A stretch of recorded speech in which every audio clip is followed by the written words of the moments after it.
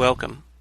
I'm Sebastian Mahfood, and you're listening to WCAT Radio, the on-air wing of En Route Books and Media, bringing you the dulcet sounds of Catholic wisdom.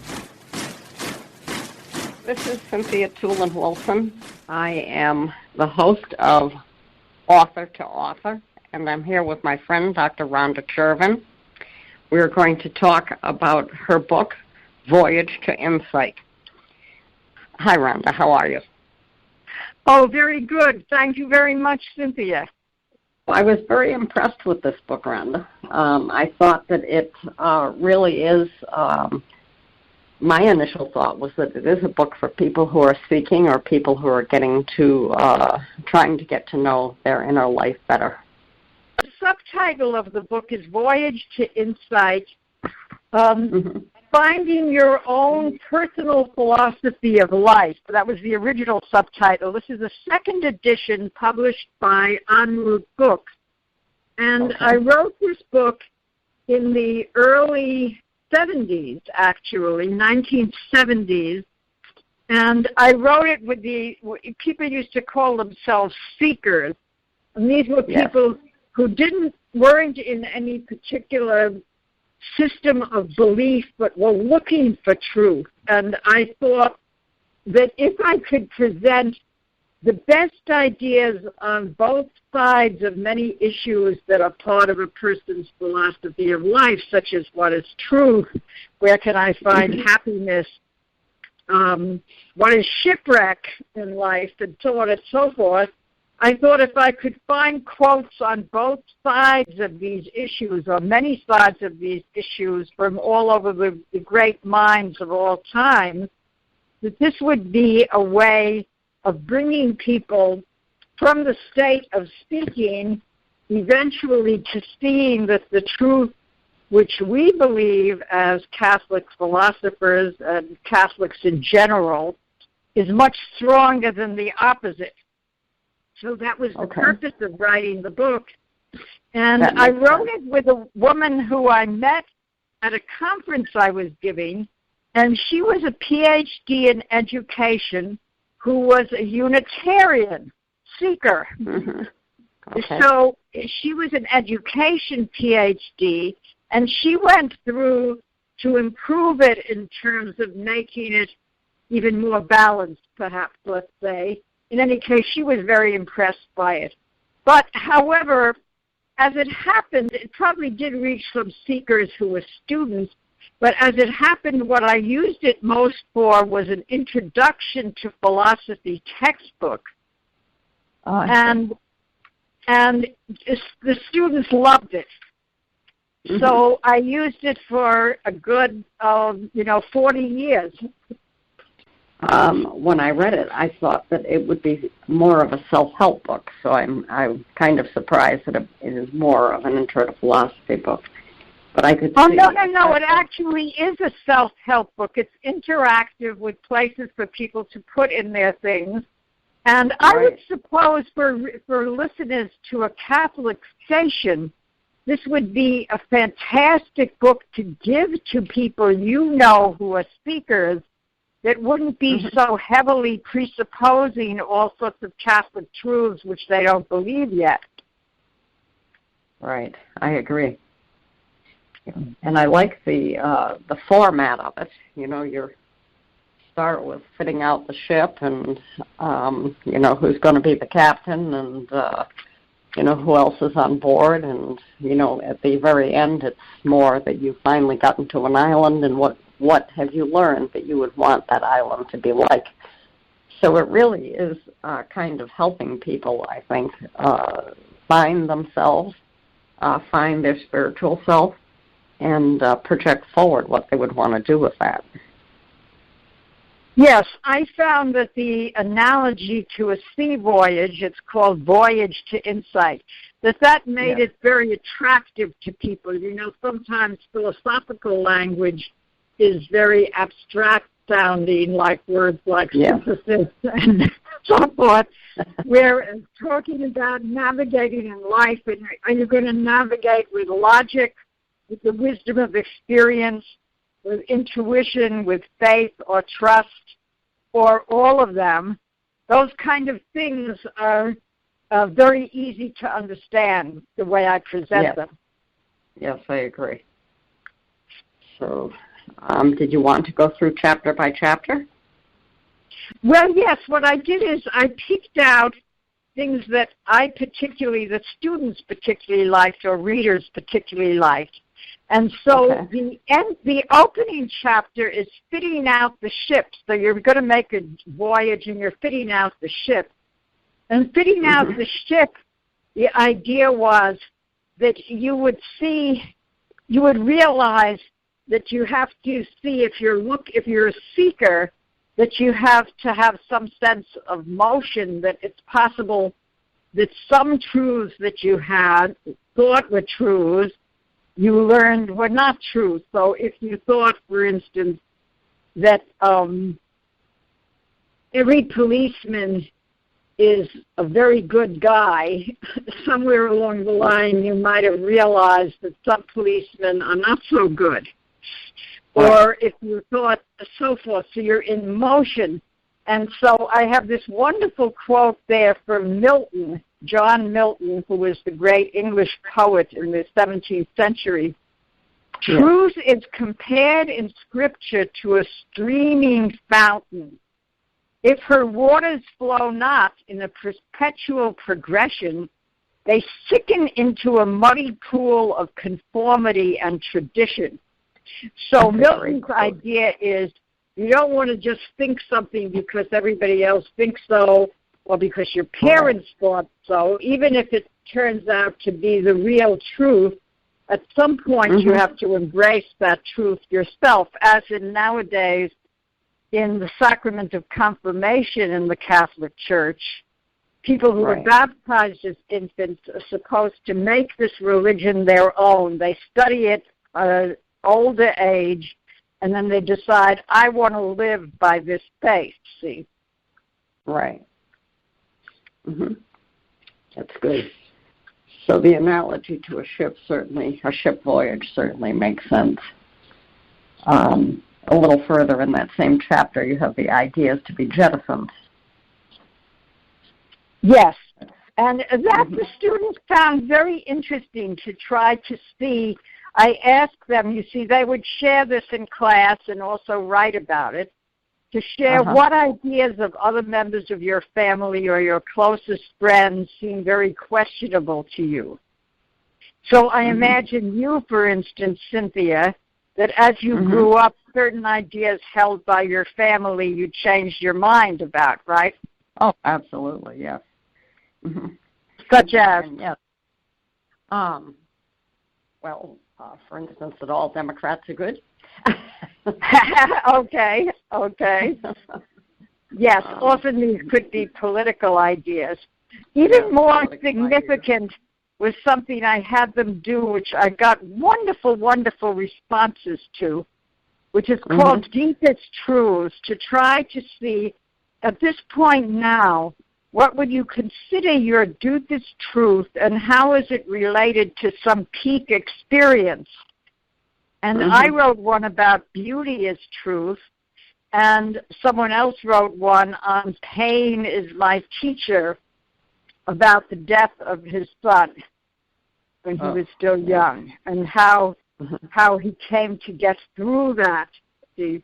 And so people, now it's your turn. Each chapter ends with something where you can write a substantial thing, but you don't have to, of course, but you can, in a class, of course, people do that.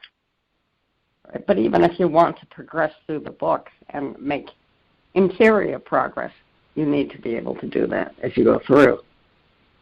So that would make sense to me. Yes. So the next chapter is called The Captain, and it's about the captain is you, because you're the captain of the ship looking on your voyage to Insight. And it goes into these basic aspects of philosophy of the human person, the body and spirit, programmed and free, individual and communal, egocentric and caring. Like you have a mix of all those different elements.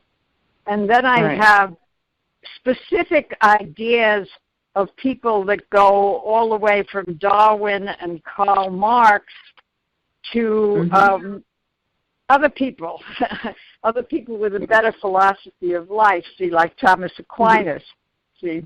Sure. So, for instance, listen to this from Thomas Aquinas, the great medieval philosopher and theologian. He said about the mind and the body, our minds could not be mere matter, since they are able to know a myriad of facts and ideas without each one displacing the others.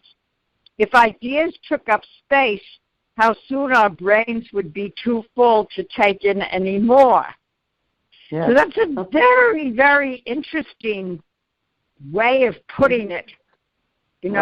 Right. So that's what I loved, is finding ways of putting it that people aren't used to, so that they would have to think, right? Yes, definitely. Yeah. So then, for instance, on freedom, we have here two philosophers. One of them is Skinner, who's a famous psychologist who denied that there was any kind of human freedom whatsoever. And he says, maybe you can't always predict, but if you had an omniscient mind, you could predict exactly what each person would do moment by moment, see? But then you have, on the other hand, Jean-Paul Sartre, who was an atheist existentialist, but a great champion of freedom. And he puts it this way: man is condemned to be free, because once thrown into the world, he's responsible for everything he does. Man is nothing else but what he makes of himself. So then the reader has to, after reading all these things, the reader has to look at them and come up with things like, do you think people are free or programmed? Do you think of when do you think of yourself as most free? And the sharings in the class when I would do this would be so interesting, Dr. Toolin. You know, they'd never be just the ones that I thought of, because people are different. And so you have this thing, there are universal truths, but the experiences with which we get to these truths are quite different. Yeah, we all come by different roads. But, Now, some of these are my own formulations, and one that people liked very, very much was this on page about individual egocentric versus loving. And I have this analogy that I made between the difference between a caricature of a person or a portrait. And the publisher found these terrific pictures. By the way, the book is filled with pictures of the different thinkers, but also of illustrate different points. And we have here a beautiful portrait of Abraham Lincoln, who wasn't particularly handsome, by the way, but it's a beautiful portrait with his whole, the best aspects of his face. And then you have a hideous caricature by one of his enemies when he was the president, see? So you have that. Now here is the analogy. When you think of other people, do you think of the caricature or the portrait? Do you think of the best characteristics of the other person when they're at their best? Or do you think of this caricature, everything horrible about them, which you like to gossip about with other people if you're a gossip? Maybe you're not a gossip. God bless you if you're not. See what I mean? Right. Well, actually, probably people who don't gossip are the kind that do see the portraits of other people in their minds. See? Right. And so then they have to do as their assignment they have to list 3 people they see very often, a close relative or friend, and an enemy or a disliked person, or someone who you're indifferent to, and then for each one, write or draw a little sketch of their positive and negative traits. Like if it's a very angry person, you could draw a picture of an angry person, that kind of thing. And so that's very creative. So it's a whole method. The whole book is a method different than simply saying the truth is that love is better than hate. See, I could give write an abstract paper on why love is better than hate, but this method brings the student or the speaker right into it. Yes. I understand. So as a matter of fact, looking this over, I haven't taught it for a while, because the last school I taught at, Holy Apostles College and Seminary, where Dr. Toolin, that's Cynthia Toolin, who's running this program, is the academic dean. That very school where I taught for 8 years, it happened they didn't have an intro to philosophy course. Right. And as a result of looking at my book again and seeing all the things that I loved about it when I was doing it, I'm thinking maybe I can convince her to let me teach this one day again as a guest professor. So, for instance, on the person, the human person, the captain being eternal or just time-bound, I have this famous quotation from John Stuart Mill, who was an English philosopher of the 19th century. He says, "Better Socrates unhappy than a pig happy." Socrates was a great philosopher, a Greek philosopher. And this is such a fascinating way of putting it. So the idea is that you can't say it's better to just be happy by being selfish and greedy. It would be better to be unhappy by seeking justice and perhaps even being lauded for seeking justice as our Lord Jesus Christ was. I understand. That's a good point. And here's one from Emily Dickinson. And she was not a Catholic. She was this great American poet of the 19th century. And her famous saying is, "Night is the canvas of the morn, death's rapt attention to immortality." So isn't that fascinating? It is. It's beautiful. Yeah. Okay. And then you have a life table on the next page there, my life table. So you really keep them on point. It's not just discussing the ideas and reading the quotations, but, personality traits that your parents had, which traits differ from those of parents and parental figures. You've got a good 3 pages of things that people can fill out and think about that chapter. Right. The students loved it. To my delight, Cynthia, because you've been a teacher all these years too, you can imagine my delight. I was visiting a daughter in Los Angeles where I taught for 17 years and where at Loyola Marymount University, and that's where I wrote this book that was used for these intro courses.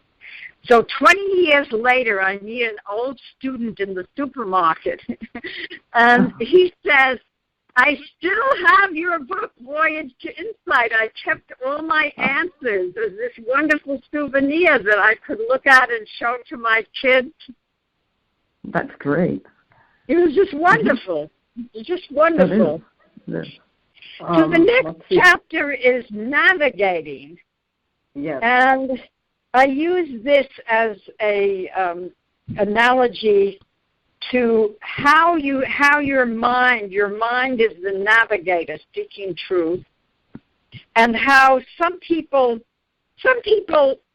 look for truth in all different kinds of ways, but there's some people who especially look for logical consistency, and some look for the truths that the past has taught them, and some use intuition, and some use faith. And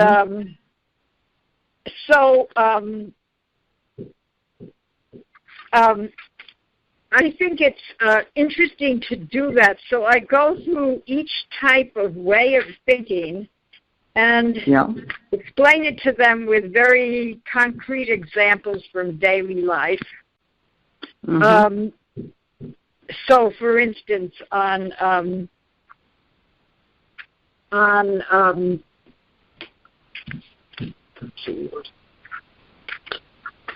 logic, for instance, which is the more loving father, the one who lets the kids ride bikes even though bike riding could result in accidents, or the father who keeps kids indoors to avoid all possible harm? Well, see, to find a logical solution to that, you have to ask yourself, is it loving to just keep your children from all possible harm at the risk that they never even experience the outside world? See? No. And so by logic, you would probably see that was wrong. Yes. I love this one of Tagore. Tagore is a famous Asian Indian poet and writer. And he says, a mind all logic is like a knife all blade. It makes the hand bleed that uses it.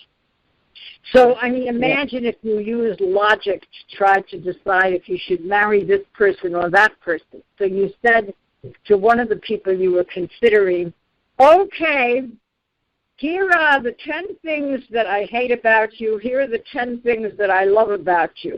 What do you think? Which do you think are going to predominate in you in the future? That would finish off that relationship very fast, I think. Yes, I think so. So, okay. So, this chapter I particularly liked because I myself was like this. I'm a convert from an atheist background. And so shipwreck is about these kind of decisions, that there is no truth, that existence is totally evil, and that your own life is hopeless. And I held those views before I had the grace to become a Catholic, so I'm really familiar with the way people think who are like that. You know, how they can be so cynical. So they have a cynic is someone who thinks existence is totally evil, and that everything that looks good really turns out to be bad. Like I used to think if I was good and friendly, everyone would like me. But then I found out about envy and spite. How the nicer you are, other people envy you and hate you. See? I used to think that people spoke honestly and sincerely, but then I began to understand the subtle forms of manipulation going on in most conversations. So each of these things, it's a half-truth, because it is true that plenty of the time people manipulate you or they use you or da-da-da-da-da. On the other hand, there's also all this good that they do at the same time. So one can become totally ungrateful for everything good in people, which requires some explanation that could lead you to God if you think long about it. Like how would the cynic get rid of Jesus? It'd be very hard if he or she really knew Jesus, and so on. Right. So let me ask you, Cynthia, I know you used to be a skeptic because you're also a convert, but were you also a cynic? No. What I was a militant feminist, actually. But what you were, I can't hear what you said. I was a militant feminist. Militant feminist. Yes, militant. So that's feminist. different. In that case, you're cynical about all men, but think that women are wonderful, right? Well, I thought that men oppress women, not just men, but the systems that had grown up from them, the social structures. When I converted, obviously that changed. So sometimes you just grow up and you find out you were wrong when you were young, So, excuse me. So, I have had absolutely no trouble since I became Catholic. There was only one thing that I questioned in the faith. I questioned 99.99% of the faith I did not question. The only thing I questioned was death entering the world with original sin. And so I studied that more and learned, and now I'm in agreement with what the church says. Not that it would matter if I was not in agreement. It certainly wasn't going to change the church. But so, to me, that change was a dramatic one, and I accepted it whole cloth. So okay, so then you would have gone from the skeptical view, from being a skeptic about that, to being someone who held that truth. Yes, and for now, let's see, that was 88 when I converted, so it's 31 years. It'll be 31 years, February 22nd. Yeah, 31 years. Okay, I'm 61 years Catholic. Yeah. Yes. I'm still very happy to be one. Yeah. Oh, so am I. I converted later than you, though. Yeah. You converted young, right? Yeah, I converted when I was 21. Oh, yeah, I converted when I was 38. So, that's what the difference is. But, hey, look at it this way. No matter how old you are when you convert, the only important thing is that you do convert. Right. So I wish I'd done it younger, but I didn't. So a revert is someone who was baptized but then left the church and then came back to the church. A very famous revert is Fyodor Dostoevsky, the great Russian novelist. And I have a quote from him about cynicism, which I think is so wonderful. He said, as a general rule, people, even the wicked, are much more naive and simple-hearted than we suppose, and we ourselves are too. And I love that quotation. See, because especially, he was writing all the time about tremendous evil people and things, but just the same, he could see this fact that we can make ourselves in our minds so complicated that we can hardly get out of the web of it. Yeah. And then very often someone else comes around and I'm telling some story about some problem that I think has no solution possible whatsoever. Right. And because everything is so evil about everything that's going on. And someone says something simple like, why don't you just tell this person you love them? And it works. Yeah. I understand exactly what you're saying. But again, they have that perspective because they're not in the situation. So I've had things like that happen, where it's like all of a sudden someone will say something and I realize what I can do to make a situation better. And they have nothing to do with it. They just happen to say something that was the right thing to say at the right moment. Yes, it's wonderful when that happens. Yeah, I wish it would happen more, actually. I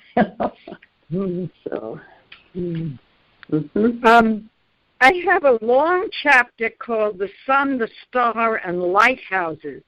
And the sun is about God and proofs of the existence of God and why people don't believe in God.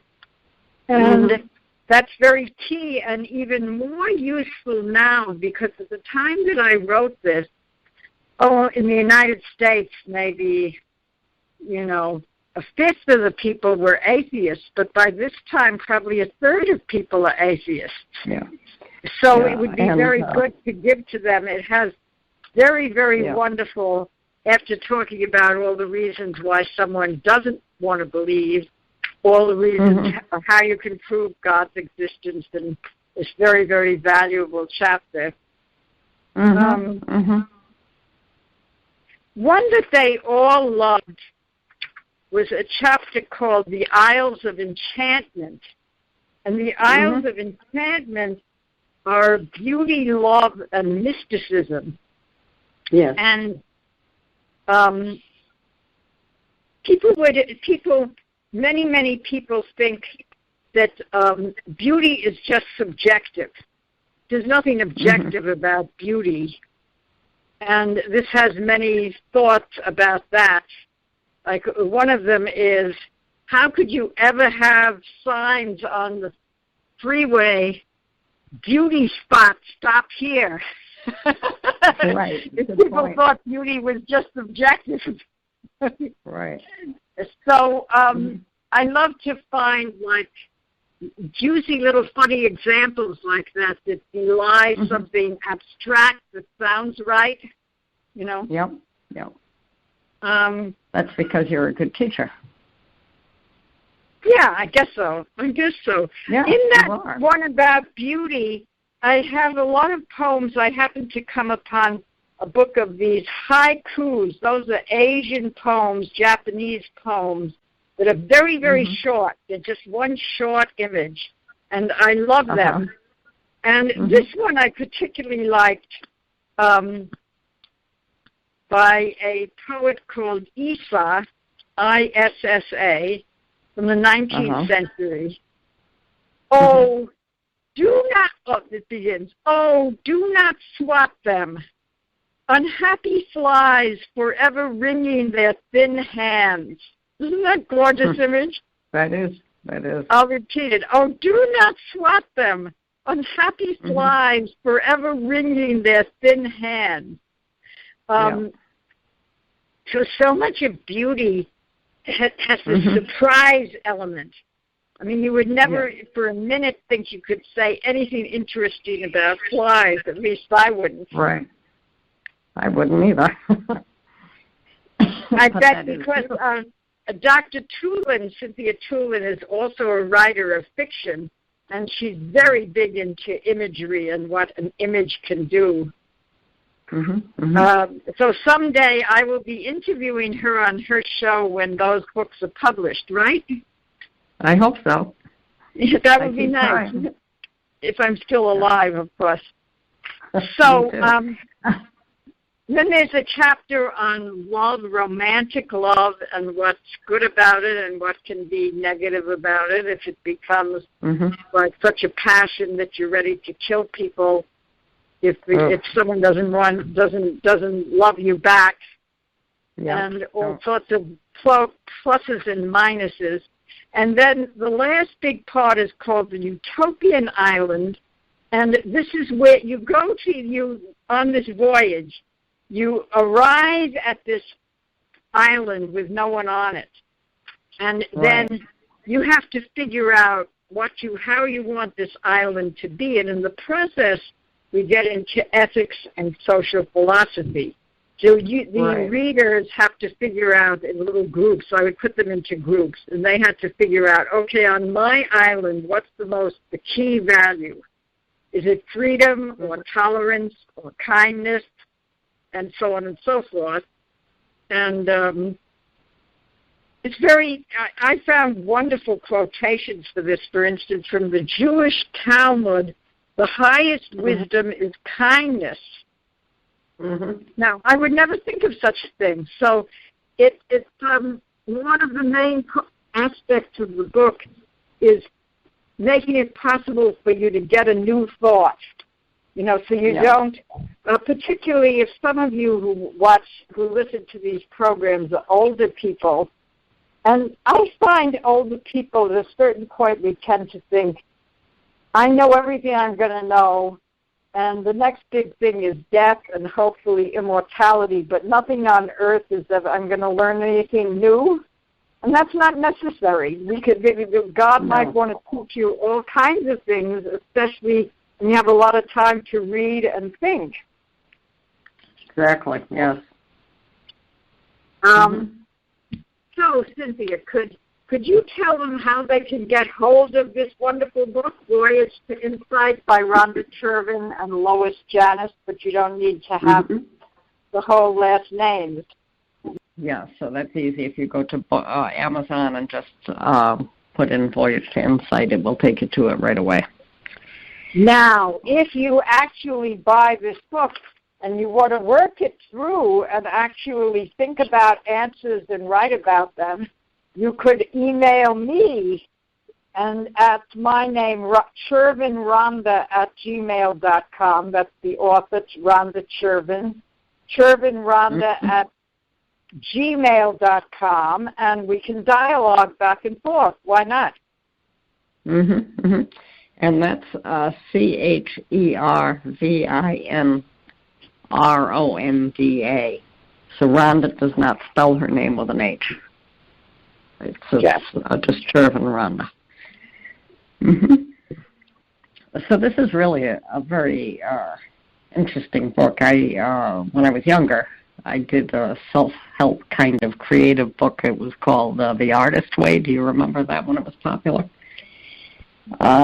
So that's the only other self-help book that I've actually looked at. But this one just fascinated me because I thought this would really be very useful to many people, especially young people, I think, that don't know much about philosophy yet and, are often swayed by the person who sounds most convincing but may obviously not be correct. Excuse me. So I really enjoyed reading it. It's a nice book. In fact, Rhonda, I'm actually going to buy one. Oh, all right. Well, it's actually in our library, but of course, if you want to write in it, it's better to buy one. Yes, well, I have the library copy in my hand, but I am going to buy it just to have, I have children, grandchildren, and I just think this is a very nice book to give them. So they're all adults now, so anyway, yeah. So was there anything else that you wanted to say about the book or about the process? I think I'd like to end with a prayer. Oh, Jesus, we thank you that our voyage to insight wound up with the truth that set us free, the truth of your being and your life and your redemption and your lordship over our lives. So, dear Jesus, we pray that anyone who hears this program or reads this book will be able to voyage to that truth, that insight into you, which has saved our souls and brought us so much joy. Amen. Amen. Hello, God's beloved. I'm Annabelle Mosley, author, professor of theology, and host of Then Sings My Soul and Destination Sainthood on WCAT Radio. I invite you to listen in and find inspiration along this sacred journey we're traveling together to make our lives a masterpiece and, with God's grace, become saints. Join me, Annabelle Mosley, for Then Sings My Soul and Destination Sainthood on WCAT Radio. God bless you. Remember, you're never alone. God is always with you.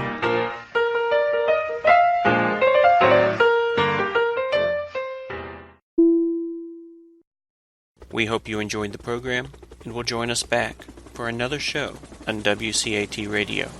This is Sebastian Mahfood. Good day.